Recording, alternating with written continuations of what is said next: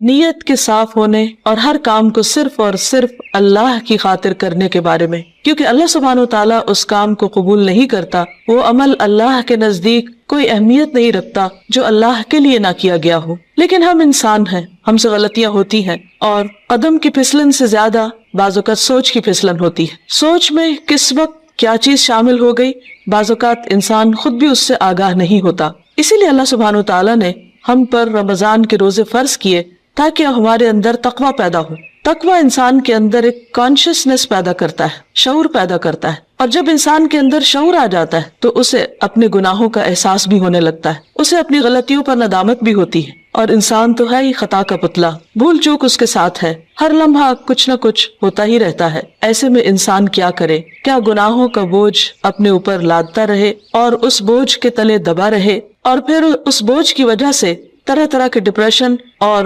غم اور دکھ کا شکار رہے؟ نہیں، اللہ رب العزت واسع المغفرہ ہے، غفور الرحیم ہے، وہ اپنے بندوں کے گناہوں کو معاف کرتا ہے۔ رمضان کا مہینہ اس اعتبار سے ایک بہترین موقع ہے کہ ہم سب اپنے رب کی طرف رجوع کریں، انفرادی طور پر بھی اور اجتماعی طور پر بھی، اور اپنے گناہوں کی معافی مانگے۔ اللہ تعالیٰ کا وعدہ ہے کہ جو شخص سچے دل سے گناہوں کی معافی مانگے گا، اللہ تعالیٰ اس کو ضرور معاف کر دے گا، اور اللہ تعالیٰ کو معاف کرنے میں کچھ مشکل نہیں۔ قرآن مجید میں اللہ تعالیٰ فرماتے ہیں، قُلْ يَا عِبَادِيَ الَّذِينَ أَسْرَفُوا عَلَىٰ أَنفُسِهِمْ لَا تَقْنَطُوا مِن رَحْمَةِ اللَّهِ إِنَّ اللَّهَ يَغْفِرُ الذُّنُوبَ جَمِيعًا۔ آپ کہہ دیجئے کہ اے میرے بندو، جنہوں نے اپنی جانوں پر زیادتی کی ہے، جنہوں نے خود پر ظلم کیا ہے، لا تقنطوا من رحمت اللہ، اللہ کی رحمت سے مایوس نہ ہو جاؤ، بے شک اللہ سارے گناہ معاف کر سکتا ہے۔ اللہ تعالیٰ کے لیے کچھ بھی مشکل نہیں۔ ضرورت اس بات کی ہے کہ بندہ سچے دل کے ساتھ، پورے اخلاص کے ساتھ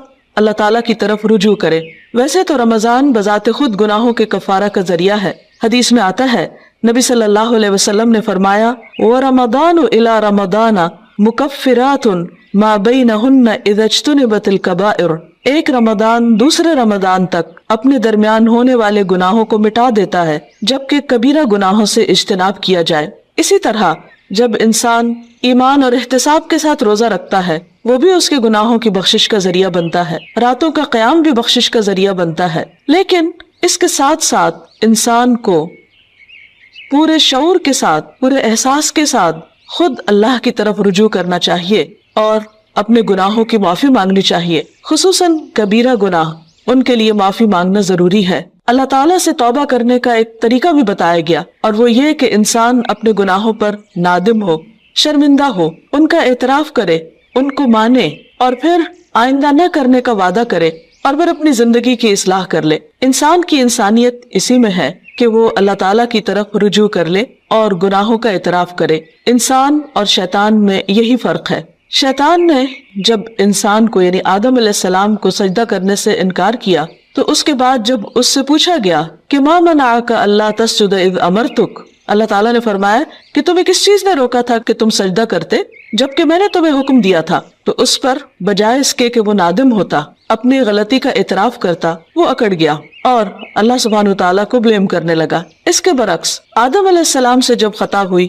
اور وہ بھول کر جنت کا وہ پھل کھا بیٹھے جس کے کھانے سے ان کو روکا گیا تھا، تو جب انہیں اپنی اس بات کا احساس ہوا کہ انہوں نے درست نہیں کیا اور ان سے جنت کا لباس اتروا لیا گیا، تو وہ فوراً اپنے رب کی طرف پلٹے اور انہوں نے اعتراف کیا اور دعا کی، ربنا ظلمنا انفسنا وان لم تغفر لنا وترحمنا لنکونن من الخاسرین، کہ اے ہمارے رب، ہم نے اپنی جانوں پر ظلم کیا اور اگر تو نے ہمیں معاف نہ کیا اور ہم پر رحم نہ کیا تو ہم ضرور نقصان اٹھانے والے ہو جائیں گے۔ گویا انسان غلطی تو کرتا ہے، لیکن اگر وہ رب کی طرف پلٹتا نہیں اور رب اس پر رحمت نہیں فرماتا تو پھر انسان کا کوئی ٹھکانہ نہیں۔ روزے کی حالت میں انسان کو اپنے آپ کا جائزہ لینے کا موقع ملتا ہے، کیونکہ بہت سی مصروفیات اور مشغولیات سے، خصوصاً کھانے پینے کی مشغولیت سے فراغت پانے کے بعد جب روزے کی حالت میں، بھوک کی حالت میں اس کو اپنا محاسبہ اور اپنا جائزہ لینے کا موقع ملتا ہے تو اپنی چھوٹی بڑی بہت سی خطائیں، بہت سی غلطیاں یاد آنے لگتی ہیں۔ ایسے میں انسان کا کام یہ ہے کہ انسان اپنی ہر غلطی پر اللہ تعالیٰ سے توبہ کرے اور دن میں کثرت کے ساتھ استغفار کرتا رہے، اللہ سبحانہ وتعالیٰ کی طرف رجوع کرتا رہے۔ خاص طور پر روزے کی افطاری کے وقت اور پھر سحری کے وقت، کیونکہ سحری کا وقت توبہ استغفار کا وقت ہے۔ قرآن مجید میں اللہ تعالیٰ اپنے بندوں کی خصوصیت بیان کرتے ہیں، وَبِالْأَسْحَارِ هُمْ يَسْتَغْفِرُونَ، اور سحری کے وقت وہ استغفار کرتے ہیں۔ سحری کے وقت یا تو سحری کی تیاری ہو رہی ہوتی ہے یا پھر انسان اس وقت کچھ کھا پی رہا ہوتا ہے، لیکن کچھ نہ کچھ وقت، خواہ وہ کام کاج کے دوران ہی کیوں نہ ہو، ضرور ایسا نکالنا چاہیے کہ جس میں انسان شعوری طور پر اللہ تعالیٰ سے توبہ کرے، کیونکہ اللہ تعالیٰ اس وقت اپنے بندوں کی طرف خاص طور پر توجہ فرماتا ہے۔ حدیث میں آتا ہے، ينزل اللہ تعالی الى السماء الدنیا كل ليلة لنصف الليل الآخر او لثلث الليل الآخر فيقول من ذا الذي يدعوني فأستجيب له من ذا الذي يسألني فأعطيه من ذا الذي يستغفرني فأغفر له حتى يطلع الفجر۔ اللہ تعالیٰ ہر رات کو آدھی رات یا ایک تہائی رات کے آخری حصے میں آسمان دنیا پر نزول فرماتے ہیں اور ارشاد فرماتے ہیں کہ کون ہے جو مجھ سے دعا مانگے اور میں اس کی دعا قبول کروں، کوئی ہے جو مجھ سے سوال کرے کہ میں اسے عطا کروں، کون ہے جو مجھ سے استغفار طلب کرے اور میں اسے بخش دوں، یہاں تک کہ فجر طلوع ہو جاتی ہے۔ یعنی اس وقت خاص طور پر اللہ تعالیٰ اپنے بندے کی طرف متوجہ ہو کر اس کو پکارتا ہے کہ تم غلطی کرنے کے بعد میری طرف لوٹ آؤ۔ رمضان ایک مبارک موقع ہے کہ جس میں انسان سحری کے وقت اٹھ ہی جاتا ہے، تو اس وقت اللہ سبحانہ تعالیٰ کی اس پکار پر لبیک کہتے ہوئے اپنے گناہوں کی معافی مانگنی چاہیے اور اس کی طرف رجوع کرنا چاہیے، کیونکہ وَمَن يَغْفِرُ الذُّنُوبَ إِلَّا اللَّهُ، کون ہے جو گناہوں کی بخشش کرے سوائے اللہ کے۔ ہم میں سے کون ہے جو یہ دعویٰ کرے کہ اس سے کبھی کوئی غلطی نہیں ہوئی یا اس نے کوئی گناہ نہیں کیا؟ ہم سب خطا کار انسان ہیں اور ہم سے غلطیاں ہوتی ہیں، لیکن غلطی پر توبہ کرنا اور غلطی پر شرمندہ ہونا انسان کی فطرت میں ہے۔ اگر انسان اس فطرت کو مسخ نہ کر دے تو جو ہی کوئی گناہ ہوتا ہے، انسان کا ضمیر فوراً ہی اسے آگاہ کرتا ہے کہ تم سے غلطی ہوئی ہے اور انسان اپنے رب کی طرف پلٹنا چاہتا ہے، لیکن بعض اوقات انسان کا نفس اس کو دھوکہ بھی دے جاتا ہے، اور بجائے اس کے کہ انسان غلطی کا اعتراف کرے، انسان اپنی غلطی پہ پردہ ڈالنے لگتا ہے، اس کو جسٹیفائی کرنے لگتا ہے اور پھر غلطی پہ غلطی کیے چلے جاتا ہے۔ کیونکہ ہوتا یہ کہ جب انسان ایک گناہ کر لیتا ہے، اللہ کی ایک حرمت کو پامال کرتا ہے، اللہ تعالیٰ کی ایک نافرمانی کرتا ہے، تو پھر اس کے بعد اس کی جھجک ختم ہو جاتی، اس کی حیا ختم ہو جاتی، پھر وہ دوسرے گناہ کے لیے دلیر ہو جاتا ہے اور پھر گناہوں کا سلسلہ چل پڑتا ہے۔ اور اگر انسان توبہ نہیں کرتا تو وہ ایک سیاہ نقطہ جو دل پر لگتا ہے ایک گناہ کی وجہ سے، وہ نقطہ پھیلنے لگتا ہے حتیٰ کہ گناہوں کے ساتھ پورا دل سیاہ ہو جاتا ہے اور پھر انسان کے اندر سے احساس بھی ختم ہو جاتا ہے۔ اس کے باوجود انسان کو مایوس نہیں ہونا چاہیے۔ جب تک انسان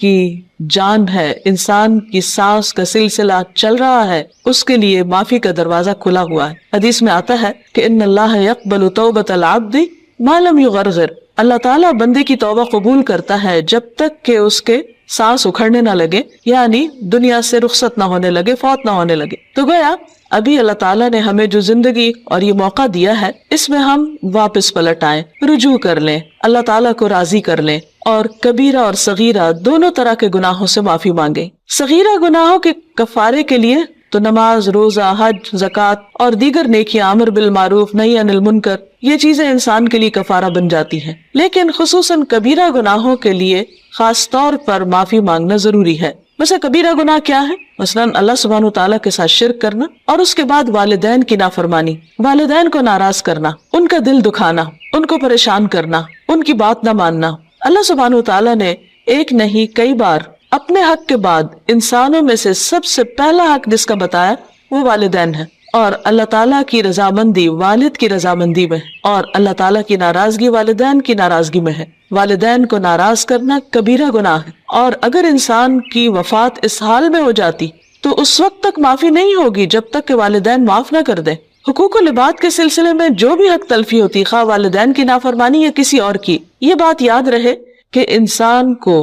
اس وقت صرف اللہ تعالیٰ سے ہی نہیں، بندوں سے بھی معافی مانگنی ہوگی، یعنی بندوں کو بھی راضی کرنا ہوگا۔ والدین کے بعد باقی رشتہ دار، دوست احباب اور انسانوں میں سے کسی انسان پر بھی اگر کوئی ظلم یا زیادتی ہوئی ہو تو اس کے لیے توبہ استغفار اور اس کے ساتھ ساتھ اس بندے سے معافی مانگنا بھی ضروری ہے۔ اسی طرح زبان کے بہت سے گناہ کبیرہ گناہ ہیں، مثلاً جھوٹ بولنا۔ اسی طرح غیبت، اور غیبت کیا ہے؟ کسی مسلمان بھائی کی پیٹھ پیچھے اس کی برائی کرنا، کسی پہ جھوٹا الزام لگانا، کسی کو تانا دینا، کسی کے بارے میں بدگمانی کرنا، کسی کا مذاق اڑانا، نقلیں اتارنا، یہ سب دوسروں کا دل توڑنے والی باتیں، یہ تہذیب کے دائرے سے نکلی ہوئی حرکتیں، اور ہمارا دین ان چیزوں کی قطعاً ہمیں اجازت نہیں دیتا۔ کسی کے ساتھ اختلاف کا ہو جانا، کسی کی بات کو ناپسند کرنا، یہ ہر انسان کا حق ہے، لیکن یہ سب کچھ دلیل کی بنا پر ہونا چاہیے، محض جذبات کی بنا پر نہیں، کہ ہم اگر کسی سے اختلاف کرتے ہیں تو پھر ہم اپنے لیے اس بات کو جائز کر لیں کہ جیسے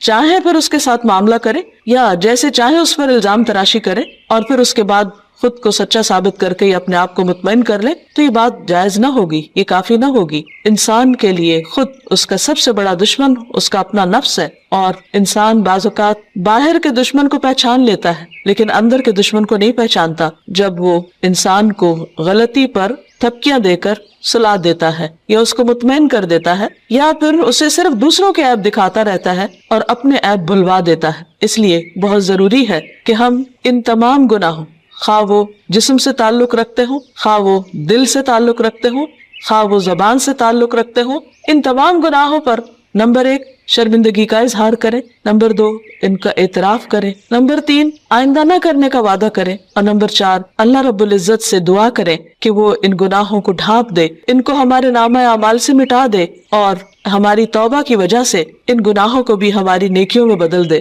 کیونکہ اللہ تعالیٰ کے لیے کچھ بھی مشکل نہیں۔ قرآن مجید میں آتا ہے وَهُوَ الَّذِي يَقْبَلُ التَّوْبَةَ عَنْ عِبَادِهِ، وہ اللہ ہی تو ہے جو بندوں سے توبہ قبول کرتا ہے اور اس کو پسند کرتا ہے کہ بندے اللہ کی طرف رجوع کریں۔ وَيَعْفُو عَنِ السَّيِّئَاتِ، اور وہ خطاؤں سے یعنی صغیرہ گناہوں سے درگزر کرتا ہے۔ وَيَعْلَمُ مَا تَفْعَلُونَ، اور وہ جانتا ہے جو کچھ بھی تم کرتے ہو، یعنی ہمارا کوئی بھی عمل خواہ وہ چھوٹا ہو یا بڑا، تنہائی میں کیا ہو یا سب کے سامنے، اللہ سے تو چھپا ہوا نہیں، پھر اس کے فرشتے لکھ بھی رہے ہیں۔ اس لیے بہت ضروری ہے کہ اللہ کے حضور حاضر ہونے سے پہلے ہی ہم اپنے ان گناہوں کو اپنے نامہ اعمال سے اپنے آنسوؤں کے ساتھ دھو ڈالیں، اور عجز و انکساری کے ساتھ اللہ کے حضور جھکیں، اور زبان سے بھی استغفار کرتے رہیں، اور اس کے لیے خاص طور پر استغفر اللہ، اللہم اغفر لی اور استغفار کی دیگر دعائیں پڑھنا بھی فائدہ مند ہے۔ اللہ تعالی ہمیں عمل کی توفیق عطا فرمائے۔